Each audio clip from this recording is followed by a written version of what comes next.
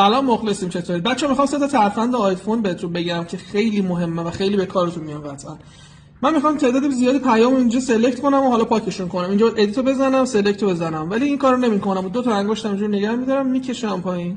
اینجوری اکانت تعداد زیادی پیام سلکت میشه. هر چیزی که میخواید سلکت کنید سلکت میشه. این یه ترفند. ترفند بعدیمون تو بخش ستینگ. حالا مثلا میری توی اینجا، من همینجوری میرم جلو. اگه بخوام برگردم آقا دونه دونه برگردم آقا، ببینید.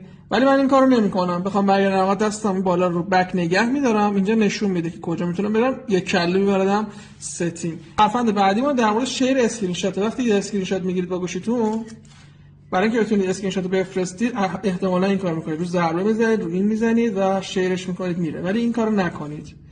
بیاید این کارو انجام بدید. اسکرین شات رو بگیرید، انگشتتون روش نگه دارید، همینجا شیر میتونید بکنید برای هر کی دوست دارید.